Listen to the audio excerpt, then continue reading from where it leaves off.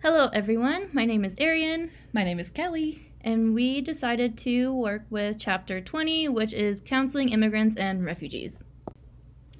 So, immigrants are people who leave their country of origin voluntarily, while refugees flee their country of origin in order to escape persecution due to race, religion, nationality, political opinion, or membership in a social group.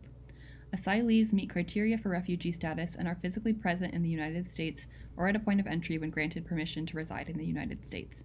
Any alien present in the United States or arriving at a port of entry may seek asylum. They are also eligible for public benefits such as employment assistance, social security cards, and social services. So, 1 out of every 6 adults in the United States is foreign born. The majority of these countries are Mexico, South and East Asia, the Caribbean, Central America, South America, and the Middle East, with 28% of immigrants in the United States being from Mexico. 11.4 million immigrants are unauthorized, which means that they entered the U.S. without inspection or have overstayed their allotted time.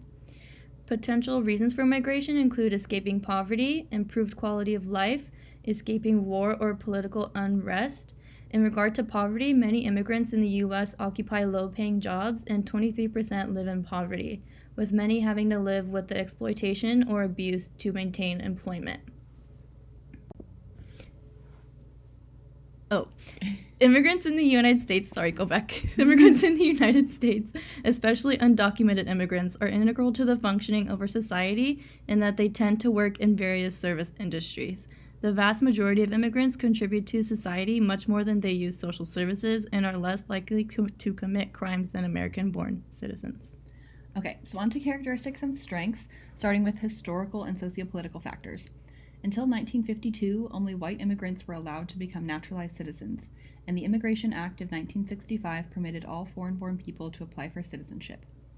In 2012, deferred action for childhood arrivals allowed children who were brought to the United States illegally and immigrants who have been in the country for more than 5 years to be temporarily protected from deportation and allowed to apply for work permits.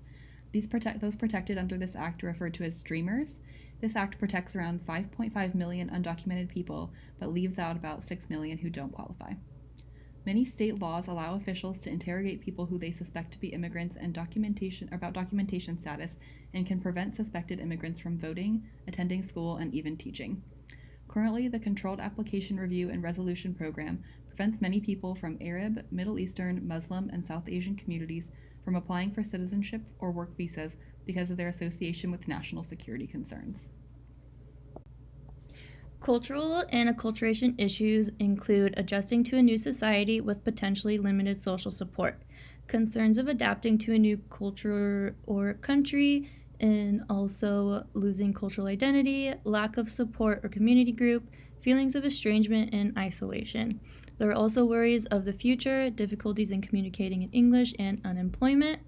Parents and older adults may have more difficulty adjusting than children, and there's also a concern over Americanization of children, as well as academic and social adjustment and the lack of discipline in American society. Communication difficulties arising from various degrees of acculturation may lead to conflict among family members as well. And so implication for counseling includes the role of counselor being the educator and advocate, and to help the clients obtain education, services, employment, healthcare, etc., and to navigate institutions. It is also the role of the counselor to connect clients to resources and people in the immigrant community, and as well as externalizing family conflicts by labeling acculturation as a problem rather than the family members themselves. Another concern in this population is gender issues and domestic violence. Many are exposed to gender inequities or domestic violence in their home countries, which may carry over into their home life in the United States. Women are often taught to forego their needs and prioritize the needs of their husband and children. They may not be aware of the ability to report abuse in the United States, or will refuse to report for fear of punishment by their partner. Men also lose status and power within the family and society after immigrating because of changes in their employment status. Implications for counseling include to assess the potential danger of a domestic violence situation and safety plan and connect to resources accordingly.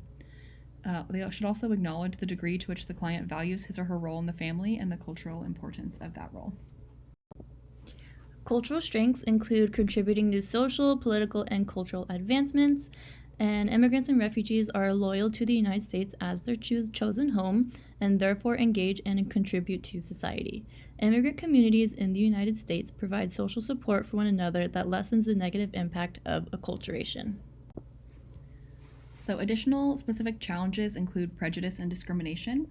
The 9/11 terrorist attacks resulted in not only Arab or Muslim Americans being viewed with suspicion, but also anyone who appears foreign. Immigrants are often regarded as possible terrorists, and legalization of undocumented immigrants has been slowed. This has dramatically declined the admission of refugees to the country. Additionally, the anti-immigration nativism movement promotes the position that only U.S. natives belong in the United States and that English should be the primarily spoken language. Immigrants use actually less than half of the available healthcare resources compared to the average U.S. citizen. However, the climate of fear has led to further decreases in utilization of medical or government services by immigrants, and citizens with undocumented family members are hesitant to sign up for insurance under the Affordable Care Act due to the concern that information required during the application process might result in the deportation of relatives. Additionally, immigrant clients might see their therapist as an arm of the government. However, hospitals are required to provide emergency care to anyone in need, including undocumented immigrants. There are also free community clinics that treat individuals regardless of immigration status. And advocacy agencies encourage immigrant parents to have a detailed plan in place in case they are deported, including granting power of attorney to someone who can take custody of their children. Barriers to seeking treatment include communication difficulties due to language difference, which affects the ability to obtain accurate information during assessment, and it is difficult to obtain interpreter services given the diversity of dialects within ethnic groups. Another barrier is the lack of knowledge of mainstream service delivery. There's a lot of time wasted trying to explain clinic practices and paperwork, and most commonly, noncompliance in following through with recommendations is due to poor understanding of services. Another barrier involves cultural factors. Immigrants and refugees tend to be hesitant to speak about family issues or issues of personal concern because of the cultural importance of privacy, as well as the stigma against seeking help for mental health problems and the fear that the family will be blamed. The last barrier is lack of resources. Many immigrants live in poverty and may lack access to transportation, and they may not have time to attend sessions due to their inflexible work schedules. Another concern is linguistic and communication issues. Many therapists working with clients who don't speak English will work with an interpreter. However, the interpreters receive little or no training in working with distressed or traumatized individuals.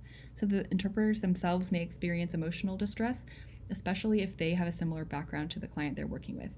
Interpreters are often seen as translation machines whose interpersonal qualities are unimportant, so it's important to form a three-person alliance between the therapist, the client, and the interpreter. The client may actually establish rapport with the interpreter before they establish rapport with the therapist, but the therapist can use interpreters as cultural resources. However, interpreters can sometimes interject their own opinions, intervene directly with clients, or question interventions because they don't understand the therapeutic approach. Refugee demographics. In 2013, 69,909 persons admitted in the U.S. as refugees were primarily from Iraq, Burma, Bhutan, and Somalia, and then 25,199 individuals from China, Egypt, Ethiopia, and Nepal, and Syria were granted asylum. The effects of past persecution, torture, or trauma are important issues in the refugee community. Specifically, PTSD and elevated rates of mood and anxiety disorders are frequent in this population. Refugees are often under more stress compared to immigrants because immigrants have time to prepare for their move, while refugees often leave their homes suddenly and leave behind family members. Therapists should pay attention to the pre-migration experiences of refugees, specifically war, torture, killing, sexual assault, incarceration, and continuing threat of death are experiences that refugees may have had prior to their arrival in the United States. In order to have a strong therapeutic relationship with traumatized refugees, it's important to establish trust and to recognize that the disclosure of traumatic experiences takes time. In regard to safety and coping with loss, refugees may be reluctant to relate their experiences or seem fearful that they will not be believed. There is also the fear that their information will be used against them, so it's important to get a migration narrative as part of the assessment, which involves information about social and occupational life prior to leaving their country of origin. Refugees often also feel guilty about leaving other family members behind, and so might go through a bereavement process. And because of that, they may not be able to resume previous level of occupational and social functioning. So it's important to identify their perceptions about what is lost. And that's the end of our presentation. Please keep what we discussed in mind as you pursue your individual careers. Thank you, stay safe, stay healthy, and stay inside. We'll get through this together, and we look forward to the day we can all be together in class again.